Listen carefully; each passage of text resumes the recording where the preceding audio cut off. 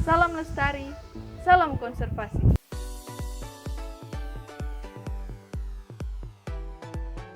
Hai, Shalom, Assalamualaikum warahmatullahi wabarakatuh. Om Swastiastu, Namo Buddhaya, salam kebajikan. Perkenalkan, nama saya Jili Fioren Maranatha Boyo dengan NIM 20507013.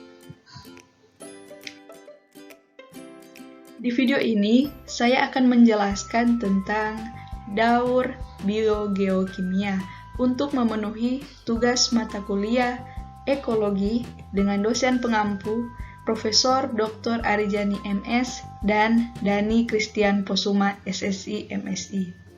Mari kita lanjut ke pembahasannya.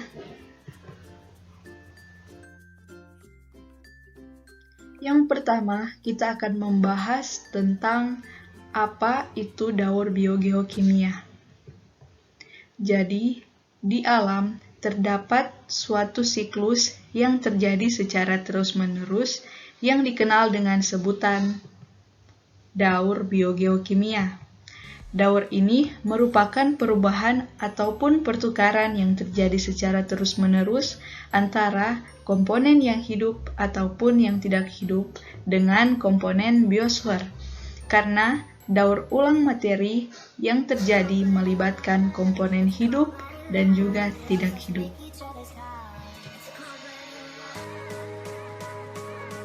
Selanjutnya, kita akan membahas tentang macam-macam daur biogeokimia. Ada 5. Yang pertama, daur air atau siklus hidrologi. Yang kedua, daur atau siklus karbon. Yang ketiga, daur nitrogen. Yang keempat, daur fosfor.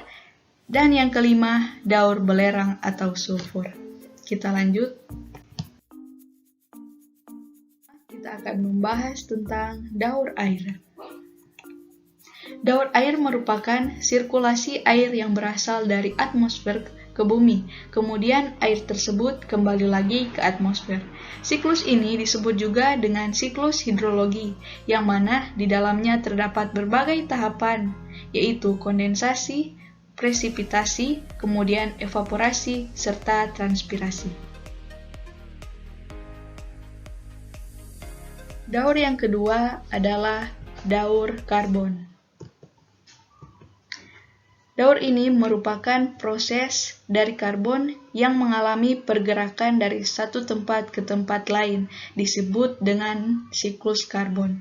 Dalam keberlangsungan ekosistem di permukaan bumi, karbon memiliki peran yang sangat penting melalui proses antropogenik yang sengaja dibuat oleh manusia dan proses alami dari alam.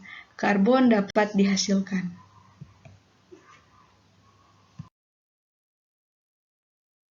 Yang ketiga, kita akan membahas tentang proses atau daur nitrogen. Di dalam atmosfer, terdapat salah satu unsur yang keberadaannya sangat berlimpah, yaitu sekitar 78% gas adalah nitrogen. Nitrogen merupakan suatu unsur yang sulit untuk dapat bereaksi dengan unsur lain, atau merupakan suatu unsur yang tidak reaktif. Ada beberapa proses dalam siklus nitrogen. Yang pertama, fiksasi nitrogen. Yang kedua, asimilasi. Yang ketiga, amonifikasi.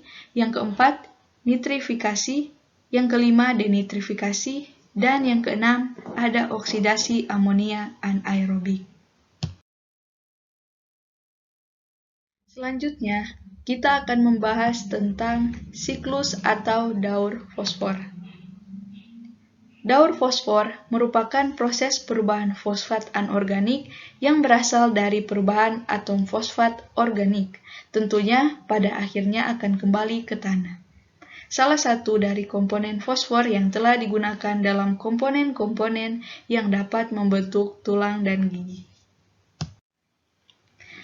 Dalam kehidupan sehari-hari, fosfor memiliki peran penting sebagai nutrisi yang sangat dibutuhkan untuk tumbuh.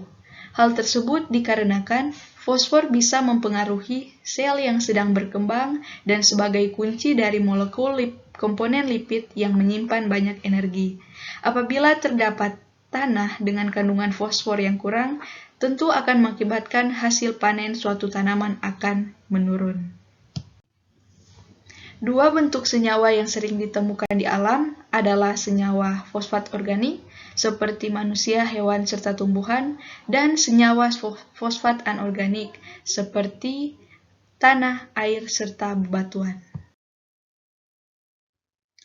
Dan yang terakhir kita akan membahas tentang siklus daur belerang atau sulfur. Siklus belerang seringkali dikenal dengan siklus sulfur, yaitu suatu rangkaian perpindahan suatu zat kimia yang memiliki kandungan unsur belerang atau sulfur yang berada di permukaan bumi. Dalam lingkungan atmosfer, unsur belerang ini berbentuk gas, yaitu SO2 yang berasal dari aktivitas serta pembakaran bahan bakar fosil. Demikian penjelasan tentang konsep daur biogeokimia. Semoga bermanfaat, dan jika kalian suka video ini, jangan lupa like, komen, dan subscribe di channel ini. And see you guys in the next video.